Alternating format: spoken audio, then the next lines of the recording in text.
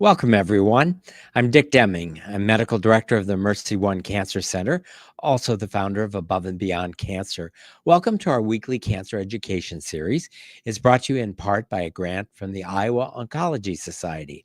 And our guest this evening, is Caryn Mirriam-Goldberg. Welcome, Caryn. Caryn Thank you is so much. a multiple cancer survivor, a poet, a writer, and former poet laureate of Kansas. And she has a new memoir out, and we're going to talk about that and get to know her. So, welcome again, Caryn. Thank you so much for having me, Dr. Deming, and thank you for those who are there live or listening to this later. It's an honor to be here. Caryn and I got to spend some time together in person a couple of years ago. She was a guest at Poetry Palooza in Iowa and actually did a workshop on the healing benefits of poetry. And she has some poetry that I just really love and often share with my patients. So, Caryn, let's learn a bit about you before we start talking about your new book. So, where are you from originally? I grew up in Brooklyn and central New Jersey. All right. Where did you go to high school? In Brooklyn or in New Jersey? In New Jersey, I went to Manalapan High School, Manapalan, same school district as Bruce Springsteen. That's our claim to fame. All Yep. right. So most of us know what Bruce's claim to fame is. So what was your claim to fame in high school? I was the weird kid who sat against the lockers writing in her journal for hours and hours. Okay. What was Not your much of a claim to fame, but it worked for me. what was your favorite class or favorite teacher in high school? Well, it's interesting you ask that because when I was a sophomore, I had an English teacher named Judith Rance Roney. We are still in touch today. She was only 5 or 6 years older than me. Mhm. And we had started the year with reading Beowulf, and I was completely lost. We were reading it in Old English. And she sat me down one day and said, I know you're trying, so I'm going to give you a D. And I could tell she thought I just wasn't too bright, but I meant well. And then she was out sick one day and left an assignment for us each to write a sonnet. And when she came back, she pulled me out of the classroom and said, You're a poet. And she was a huge, huge support of me when I was a teenager. Wow, here's to teachers. Yeah, I have a couple of teachers that, recognized some things in me that set me on my path. So here's to Oh. teachers. What did you do when you graduated from high school? Well, I ended up first going to a community college that was actually a superb college called Brookdale Community College in Lincroft, New Jersey. And I studied English. But my father said, as a poet, you've got two choices. You can do advertising or journalism. I picked journalism, and picking the wrong thing got me to the right place because it brought me to Columbia, Missouri, where I ended up getting an undergraduate degree in labor history. One thing led to another. And then I moved to Kansas City and worked there, and I met the man who would become my husband and people who would become my friends, fell in love with Lawrence, Kansas, and moved here. And did you work in journalism, or what was your profession before you were able to make a living as a poet? Well, I want to clarify I don't make a living as a poet per se. I hardly know anybody who does. Maybe I should have done oncology. No, I do not make a living as a poet. I make a living teaching and coaching and mentoring people and doing collaborative projects. But I worked as a journalist in the labor movement with labor unions for years. And then I did community organizing with social service groups and labor groups and environmental groups. And eventually, when I moved back to Lawrence, when I moved to Lawrence for love, I decided, well, University of Kansas is here, I'm here. So then I went and did a master's and PhD in English following my love of poetry. And along the way, I discovered I had a twin calling. It was teaching. I love teaching and writing. Wonderful. And what was your thesis on in your PhD? Well, PhD theses in English, you have to have very complex titles that nobody understands with a colon in the middle. And so mine was Lot's Wife, Feminist Revisionary Mythopoesis in Modern American Women's Poetry. Basically, it was a collection of my own poetry about mythology and folk tales and biblical stories, and a long essay with that about how poets use poetry to kind of claim a different kind of authority and agency and vision in their lives. Wow. And did it start off with, did you say Lot's wife? Yes, Yes, Lot's yes. Wife. Which reminds there's a poem that I'm aware of about Lot's wife. Is that a famous poem? And is that the basis for having her in the title? Um, I don't know that poem, but there must be many at this point. I Okay. wrote my own, but I was drawn to the title because in the biblical story, the woman who looks back is turned into a pillar of salt. And any of us who have been through trauma and hard things in life know that looking back can be a source of strength and resilience. It can be a source of understanding and compassion. So I kind of thought she had a bum deal, and that's what Yeah. led me down that path. And did she have a first name in the story, or We was she just, never heard it. Yeah. no, it was just Lot's No, wife. Yeah. it was just Lot's Wife. But that Yeah. also was my first collection of poetry. It was called Lot's Wife. Okay. Maybe it is your poem I'm thinking of. Um, Well, so yeah. so let's transition a little bit to your cancer journeys. I know you've had at least two, if not more. And Let's put it to. Um, yeah, when did you and cancer become well known to each other? well, I knew that cancer was in my family. My mother had had breast cancer, in fact, twice, and colon cancer. My aunt had breast cancer twice. My father and my uncle eventually died both of pancreatic cancer. And so this all kind of showed up on the scene, I would say, in the late 90s and early 2000s. And in 2002, when I was 42, I had a mammogram that indicated a problem. And it was one of those stories many of your listeners will relate to.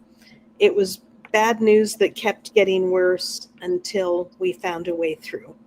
So I had stage 2 breast cancer, but I also am very open about having the BRCA genetic mutation, and that's also in my family. So I had a lot of surgeries and 6 months of aggressive chemo.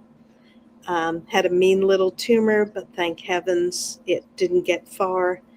And I thought I was done with cancer at that point, but a person never knows. Right. And then the BRCA mutation obviously puts you at risk for not just the breast cancer, but for other cancers. So, Hmm. as you discovered that not only did you have a strong family history, but that you, in fact, had a genetic mutation that put you at risk, I know that a part of the story is that you had some surgeries to try to help prevent future cancers. But Yes. knowing you had that gene, how did living with the fear of another cancer, how did that affect your life? Well, I half expected breast cancer. I didn't expect it as early as I had. My big fear was, and still is, pancreatic cancer because we know what a deadly killer that is. And I get MRIs once a year for that, and we do blood work, and we, keep a check on it. But how it really impacted me is I had been leading writing workshops that focus on writing and healing. I had a fairly traumatic childhood, and writing was my saving grace. And my last visit with my oncologist for breast cancer, he said, "Well, any other questions?" And I said, "Yes, can I start leading writing workshops at the hospital?" So I started, and then I found this incredible nonprofit that has since merged with the University of Kansas Medical Center. It's called Turning Point, and they provide all kinds of workshops and classes and supports for people living with any serious illness. So for 22 or 23 years, I've been leading writing workshops for people living with serious illness. And of course, living with it can mean you're a survivor, or you are a caregiver, or there's a man who's been in my workshop who says, "I'm a breast cancer survivor. I lost the love of my life, my wife, to breast cancer," or that you have a diagnosis, or all three. Hmm. And um, it's one of the great blessings of my life to work with people writing what we have to say in the face of mortality and serious illness, and how we find ways through. And do you have any professional caregivers that are participating, either medical students, residents, physicians, nurses? Occasionally I do. Hmm. Um, and my husband's an occupational therapist, so he has his whole world on that. And he's also involved in the disabilities community. And I have people who have been professional caregivers in the disability community. And I have done in services at hospitals and medical centers about the power of writing and creativity when we're living with serious illness, which I know is something you know quite well. Yes. Is the organization, the Turning Point, is that a national organization or is that an organization that started in Lawrence, Kansas? Actually, it's in Kansas City, Missouri, Okay. or Overland Park, Kansas. We're on. It's literally on state line. We meet on the Kansas side, but we can see Missouri across the street. And it's now been incorporated into University of Kansas Medical Center.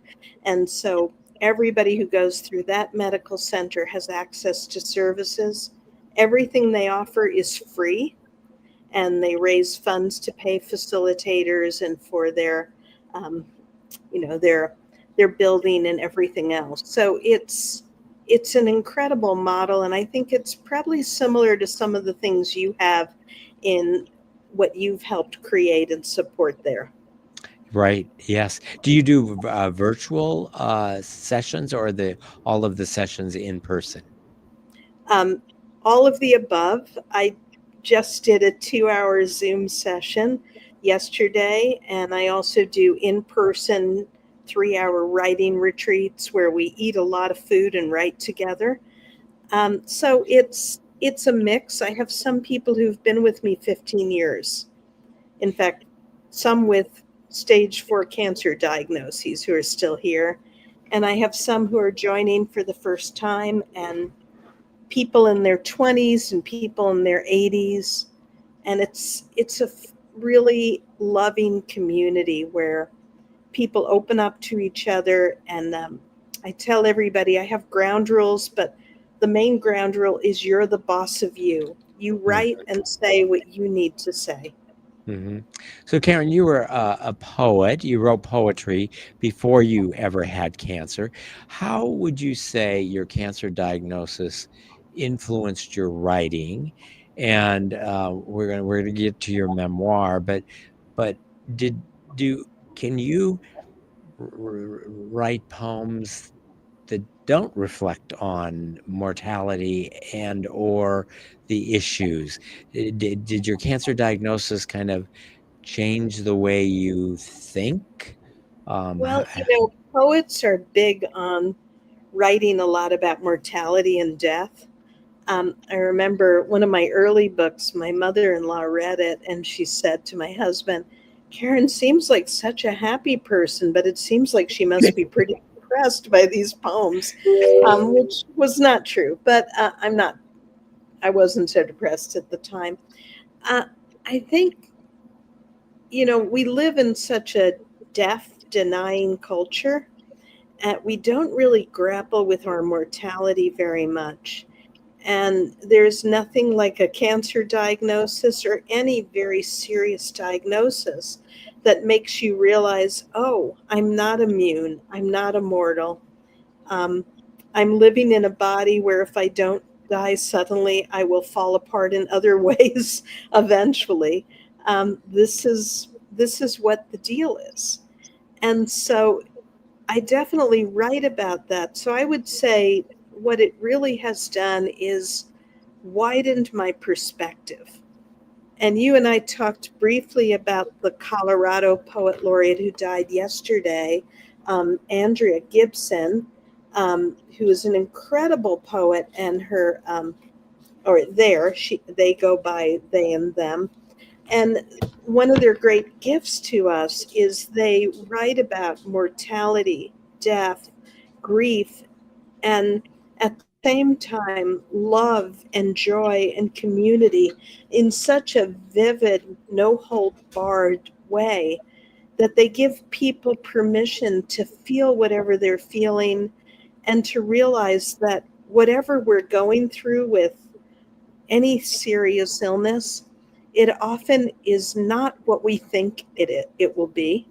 It often is something else, and it has its mystery, and it has its wonder, and it has the amazing people you'll meet, and it also has its terror and pain and suffering. And so, yeah, we just widen the view of the world, right? Yes, exactly. And as I was reading some of Andrea's poetry and your poetry, it's like holding in at the same time joy and suffering, and the fact that both can exist together, and that it's not an either or in life, that they're both together as we journey on our journeys. Yeah. Yeah, Um, you said that so well. Thank you. Um, so your first journey with cancer, personal journey, you had the journey with your family members, was your breast cancer journey. And what was the time interval between completing treatment for your breast cancer and then developing your eye cancer? And I'll let you talk more about how that came about. Well, I was diagnosed with breast cancer in March of 2002, and I had about a 14-month journey through surgeries and chemo and other things. And in April of 2019, a friend kept saying, "Why is your eye twitching? You have to check that out." And lo and behold, I had an ocular melanoma, which is well, it is a melanoma, but it's more aggressive in the eye usually. It is extremely rare and extremely deadly. It was not a cancer I even knew existed. Um, so that was, in some ways, I would say it was a more terrifying cancer. Everybody, my regular oncologist, my ocular oncologist, my therapist, cannot recommend enough having a good therapist when you're going through stuff like this. And other medical people I worked with and healers said, do not research this. And the few times I did, I regretted it because it's a very complicated and dangerous cancer. And Mm. I knew without going into much depth that it was, that it could metastasize to liver or lungs in micrometastases. And so, because of that, and I'll say something about the treatment in a minute, I've been having MRIs or CT scans every 4 months. I'm now up to every 3 months. Now I'm up to every 6 months. The treatment sounds like it was designed by extraterrestrials. It's a tiny gold disc with radioactive pellets in it sewn into the back of the eye for 5 days. I was very radioactive. My animals, my husband, anybody close to me couldn't come near me. and then I went back in and it was removed. So I had two major surgeries and then follow-up surgeries for the fallout from it all. Hmm. And as lingering side effects of the treatment, you mentioned twitching of the eye, a little bit of lowering of your eyelid. How about the vision in your eye? How have you come to accommodate the lingering effects of the treatment? Well, I'm legally blind in my right eye, and if you're looking at me, you see it's not open all the way. I can, if I really try, open it wider. And I have had an eye lift operation, but you learn that the eyes are amazing and they're continually recalibrating to each other.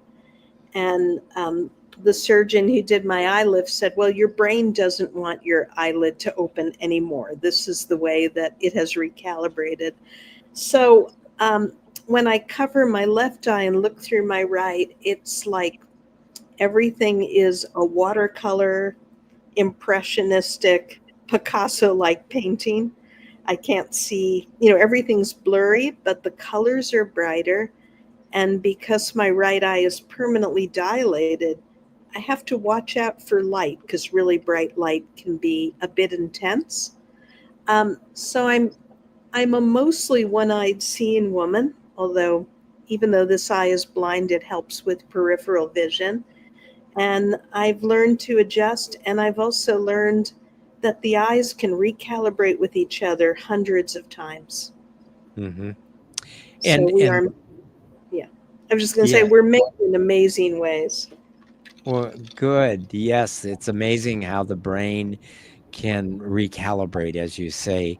And this leads to the title of your memoir, The Magic Eye, a memoir of saving a life and a place in an age of anxiety. So we got saving a life and also saving a place. So that's an invitation to tell us a bit about how did it come about to do the memoir. And I'm obviously intrigued. I think I know the answer, having skimmed and not read it in its entirety of the life and the place that you're saving. Yes. For well, when I met my husband in 1983, and then we developed a committed relationship and married in 1985, I knew I was also marrying this land, which is south of Lawrence, Kansas. It's kind of a hilly, beautiful stretch. The family land is 130 acres. And we eventually built a home here and raised our three children here, and so on. But his family is fifth generation in this place, and we always wanted to preserve it. But I'm sure many people in Iowa and throughout the Midwest really understand the complexity of family land stories. And our land was owned by my husband's mother and her four sisters. Four of the five wanted very much to save the land. One wasn't so sure about that, and it was held in a very difficult trust where everything had to be decided unanimously. So 35 years later, it took 35 years of us doing everything we could and other family members doing everything possible they could think of to try to preserve the land in some way. We finally found a solution, and it came within 6 months of my eye cancer, or it started then. It took about a year to complete. And we were able to, Ken and I, Ken's my husband, were able to buy the land with the help of some other people who became owners of small parcels on the land, and then put the whole 130 acres into a conservation easement, which is when you donate the land to a land trust, or sorry, I'm saying it backwards. You donate the development rights to the land. You still own it outright.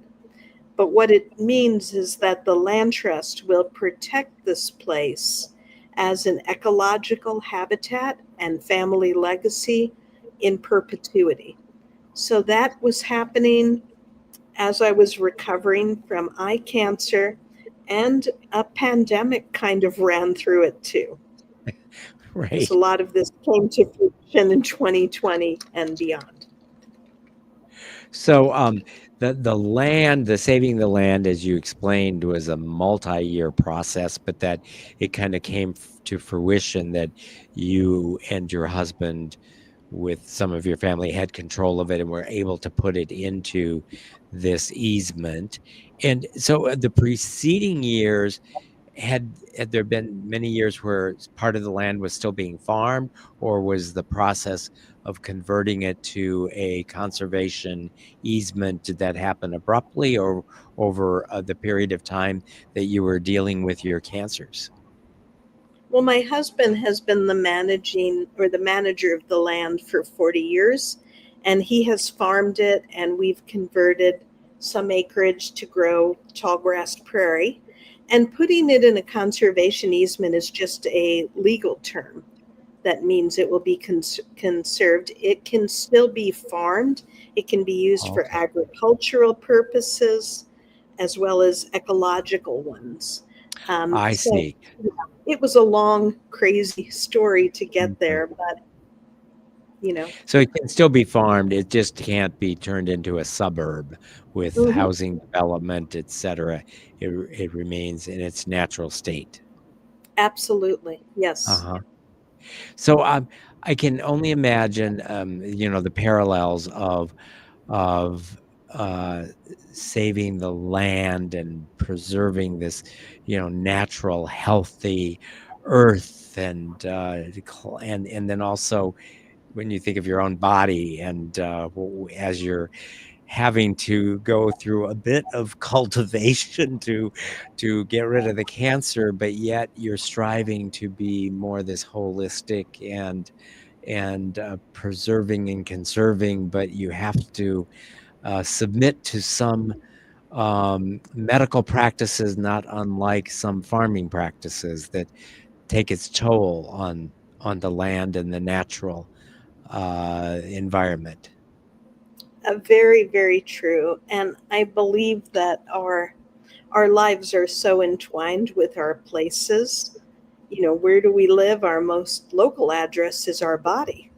And what happens to the land and the environment around us also has an impact on us. For me, as a writer who has written about the earth and sky since I was a teenager and found great sustenance and healing in that connection, um, it always made sense to see my own healing as tied into the land. In the book, I talk about spending time outside, even when I couldn't bear any light. We would go out in the summer when I had all my surgeries at night, and I'd sit on the porch and we'd listen to all the different kinds of cicadas, which I'm sure you have up there. Many, many cicadas. And then after dark, cicadas leave the stage and the katydids come out.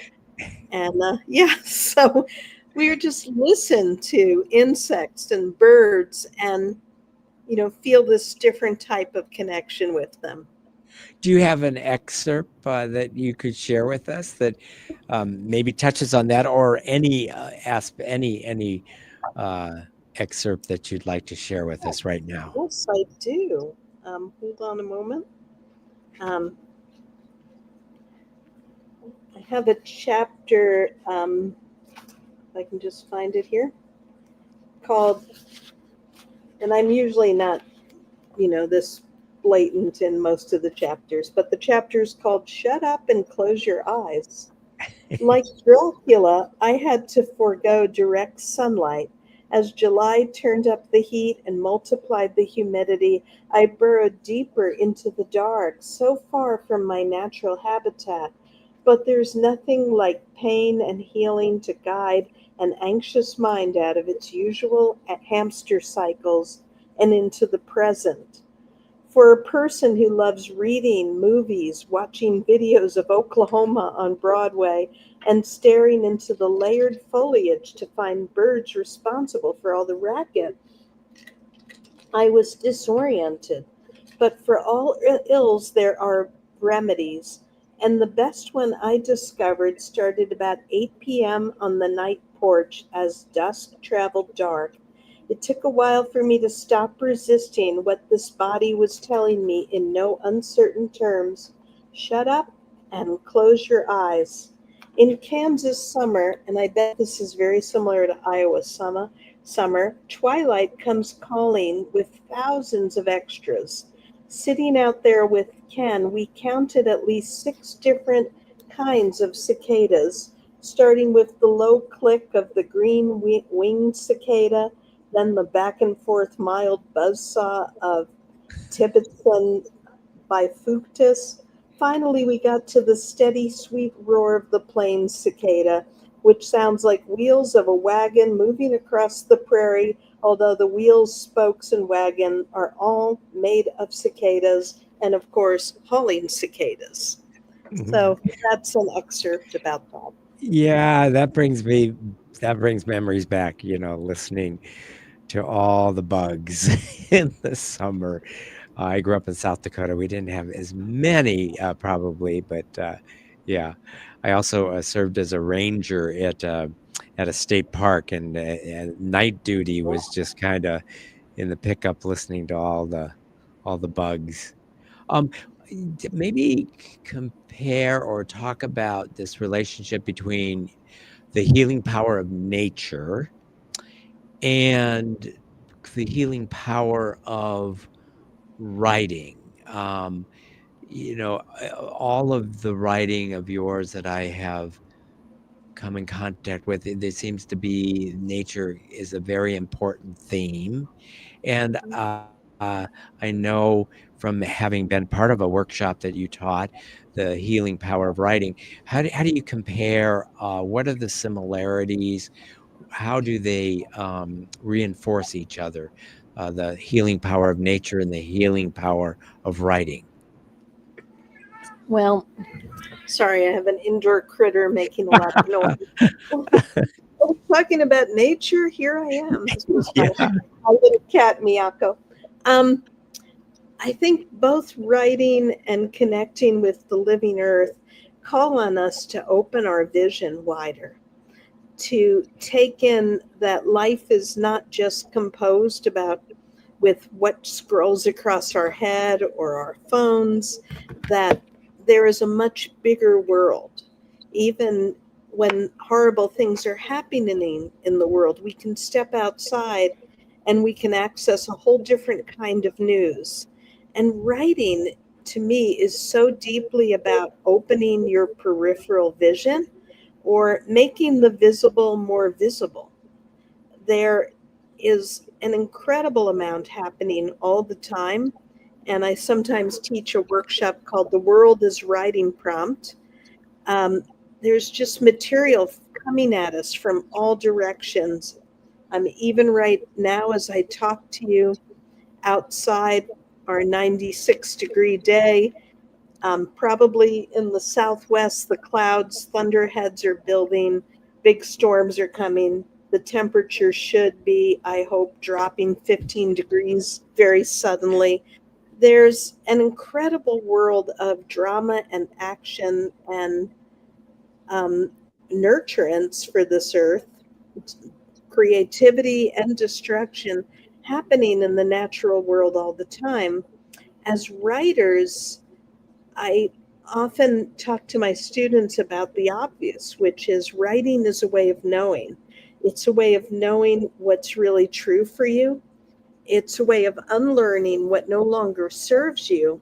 And it's a way of reevaluating what you thought um, life was about or what you thought you were even writing, to find what wants to be said, what wants to be born on the page, and where you're being led.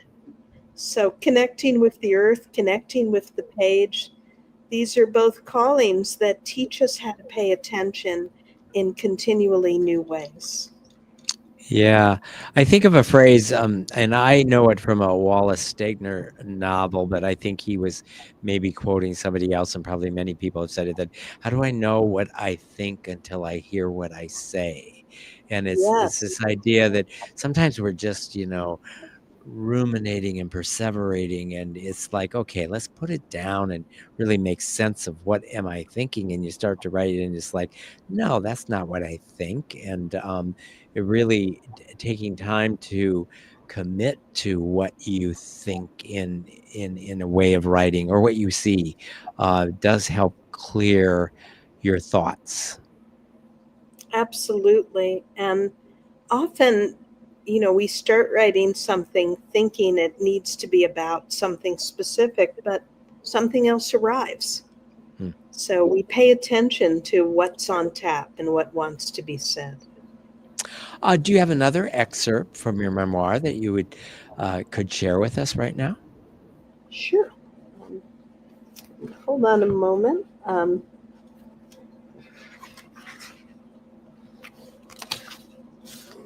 Well, this is a little bit of a different angle than what we're talking about per se, but one thing I really want to highlight is how sometimes when we're going through big health crises, people show up that we don't know or never expect.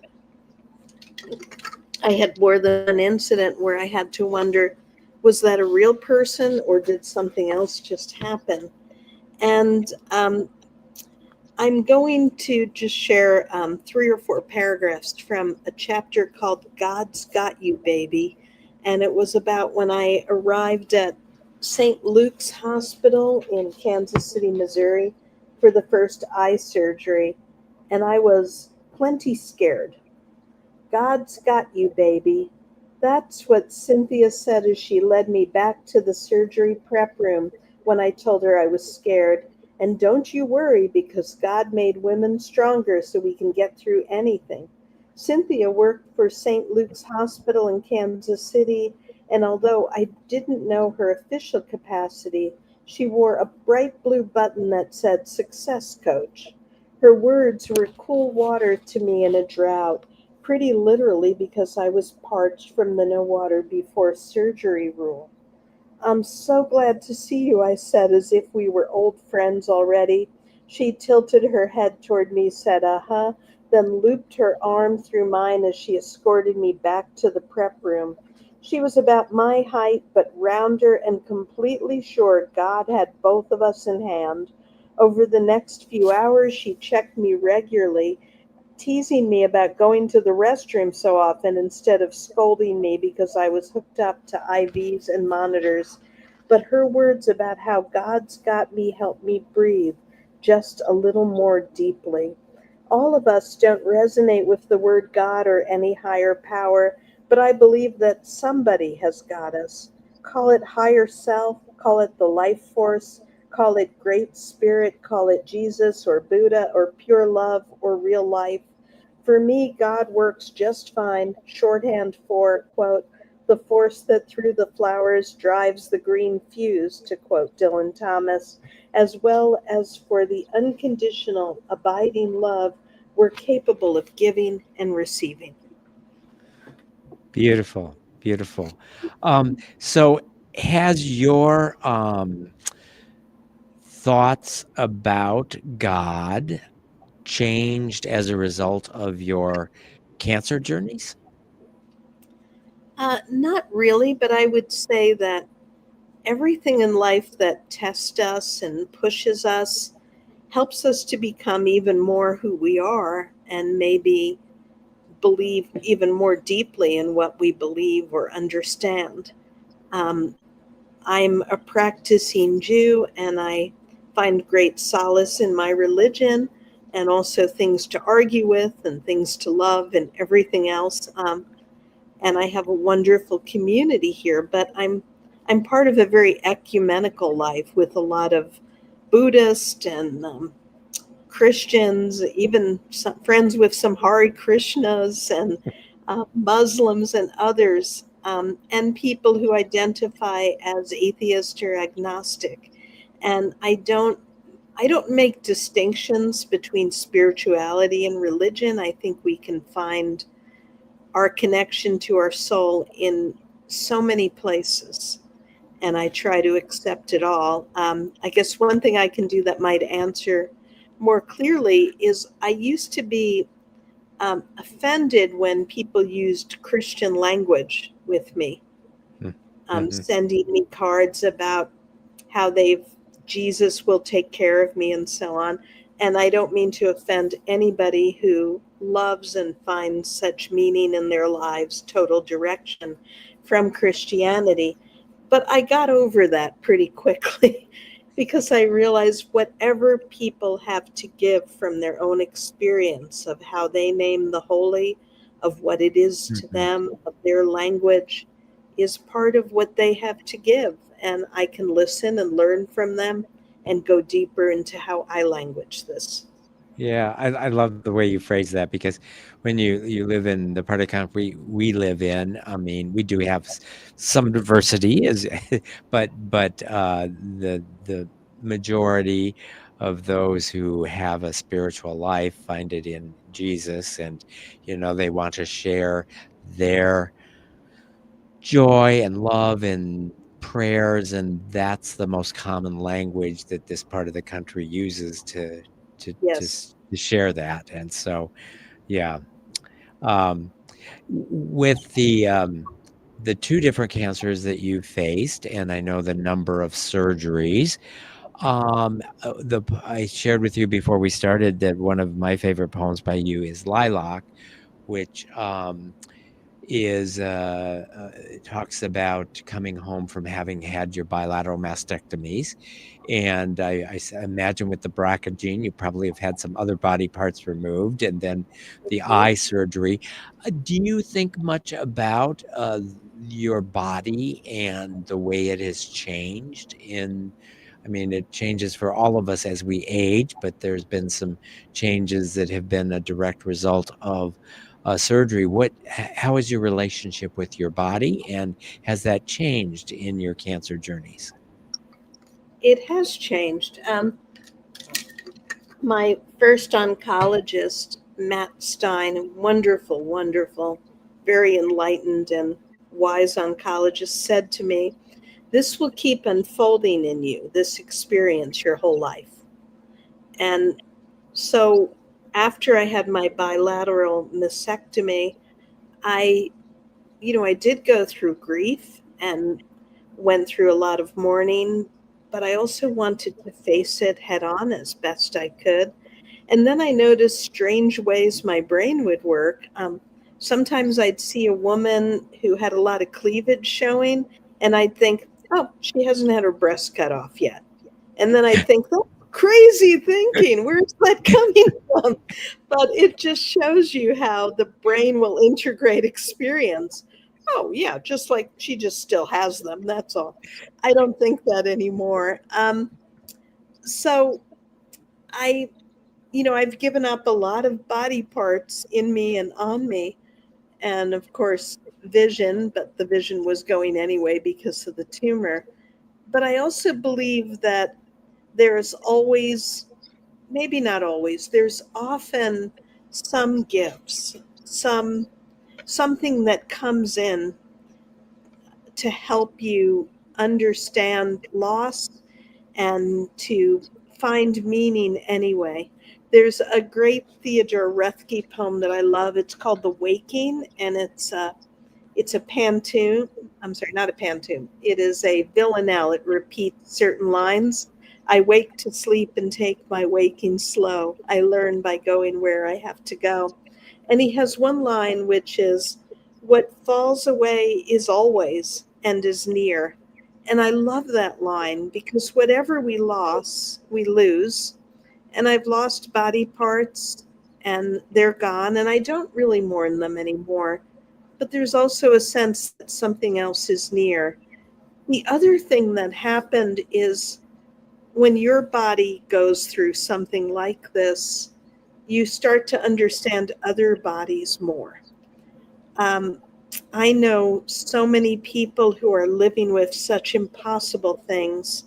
A very dear friend who has Parkinson's from exposure to Agent Orange when she was a nurse in Vietnam. Another friend who's in his 80s and lives with chronic pain. Many, many dear friends and family members who have lost the loves of their lives, or children, or parents. And we are all carrying around the most impossible things that, on some level, we will never get completely over. And one thing about going through some of this yourself is you have the ability to grow your heart a little bit bigger, and to at least understand that other people are carrying around incredible trauma, loss, pain, and so much more also. Yeah, that's beautiful. Our own suffering can help us better see the suffering in others, and not just see the suffering, but want to compassionately reach out to help relieve the suffering. So Mhm. beautiful. Well, Caryn, are you open for some questions? So we would I like would be to. delighted. Yeah, delighted So to we have answer questions. a live studio audience here. They'll get first shot. But if you're watching us live streaming, you can put your questions into the comment sections of the software that you're using to watch us right now. So we'll turn it over to you, George. I got a couple of questions. The cancer of the eye that you have, does it affect only one eye usually, or was something done in your treatments to prevent it from going to the other eye? Oh, Caryn, were you able? well, No, I What? was No, it not. was not. What were we asked? Can you hear me now? Yes, now I can hear you. Okay. Go The ahead. question is, the type of cancer that you had in the one eye, is it usually restricted to one eye naturally, or did your treatment prevent it from going to the other eye? It's usually restricted to one eye, and the treatment basically disarms the tumor. If it's going to go anywhere, it micrometastasizes most to the liver, but it can also go to the lungs. Okay. And the second question maybe is cancer related, but it has to do with the 800-pound gorilla in the room today, which is AI. And you're a professional writer, so I'm always curious as to how you view AI, and then maybe for the doctor, AI's role in cancer treatment, if there is one. I don't partake of AI, and I know it is here in the room. I know that it is part of our culture, but I am still not a fan, except for where it can do a lot of good. When it comes to creative writing, you can use AI to create an infinite number of poems, for example, but what do they really do for the writer? And what do they really do for the reader? Writing is such an embodied act that can give us access to a deeper understanding of ourselves and the world, and that can't be replicated by AI. Yeah, I would agree. I would say that the things that clearly AI can do is repetitious, and just, you can have AI hovering over a medical record that doesn't miss a bit. As human beings, you've got 300 lab tests that you might have on a patient over 3 days, and you might miss some things. AI can look at everything, and with programmed learning, kind of come up with suggestions that can definitely improve what we might have thought about. And then obviously, when you get into trying to crunch data, and the reason that we have made so much progress in developing new drugs and in looking at the genetics and genomics of cancer is the ability to just handle such large data that it makes a huge difference. But yeah, when it comes to the idea of trying to use AI to help me write my poem or paint my picture, it seems like you're losing some essence of the creative process. Not to say that there can't be some creativity that uses computers, but yeah, I don't want to lose the essence of what it is to be a human being, and the individuality of everyone. Yeah. Let's see, other questions, Gary? Yeah, unfortunately my wife's not here today because her family was one that her parents had passed away because of cancer, and of course she's had breast cancer herself. But at the time of her dad's passing, he passed away with pancreatic cancer, and my wife at the time, she had a problem with that, and so she actually sat down and wrote a letter to cancer and what you have done to me. Is this kind of the same thing that you actually do, with your organizations? I do have people write, they can elect to write a letter to something very difficult in their life, sometimes in a prompt, but I also keep it open. Some people might want to write a letter to cancer. Some people might want to write a letter to their younger self. So I let people meet whatever the prompt is, wherever they're coming from. But if this was helpful for your wife, I'm delighted, because sometimes just putting that into words gives you greater perspective, and that perspective grows your resilience. And Dr. Demings, what do you think? Yeah, I absolutely agree. And in addition to writing, we also have at our cancer center an art therapist, and I see individuals who aren't, trying to create the best piece of artwork to hang on a wall, but get so much out of the prompts that our art therapist might suggest that might lead to collages or various pieces of art that help individuals do a deeper dive into what they might be thinking, or our music therapist. And just as in the healing power of writing, there's healing power of creating art, there's healing power of creating music. And all of those are ways of tapping into kind of your inner feeling and emotions, but also I've seen time and again how using your creativity has a healing effect. And it's not like just wallowing in the negative, but to use creativity to understand and to actually elevate your emotions in the process. Beautifully said. I agree completely. Other questions?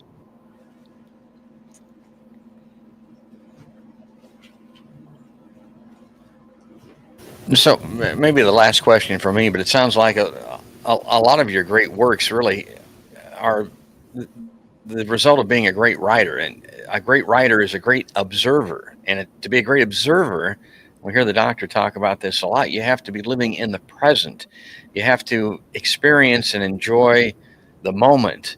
I don't know. And the nature that you talked about strikes me that way. I mean, am I overstating this, or is this a big part of what we're talking about? This is a big part of what we're talking about. To be a writer or an artist of any kind, you have to keep opening up your awareness. So I completely agree.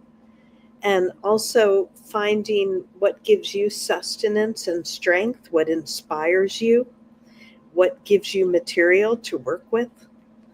So it's a lifelong process of growing our awareness. Beautiful. And Caryn, let's talk about your book one last time and how we can get it. So the title of Caryn's memoir is The Magic Eye, a memoir on saving a life and a place in an age of anxiety. And where can individuals find that book? They can now order it from any bookstore. You can get it on Amazon, but we also encourage the support of local stores. I'm holding up the title. If you just look up my name, you can find my website. It's Mirriam-Goldberg.com. It's spelled funny, it's long, but if you forget who I am, look at Poet Laureate of Kansas, Eye Cancer. You'll probably find me. And you can order a signed copy directly from me. And I hope to come up to your area in Iowa sometime in the next year and do a reading and share all this with others more directly. I hope so too. One good thing about AI is you just put all of that stuff in the browser and the AI will find your page. The AI will find me, yes. There's no Well, escape. we are glad we found you. Thank you for sharing with us this evening. And if anyone watching this program right now live knows someone that would benefit, it will be available on demand beginning tomorrow at the Above and Beyond Cancer YouTube channel and also the Mercy Cancer Center website. Thanks for joining us. I hope you'll join us again next week. Thanks, everyone.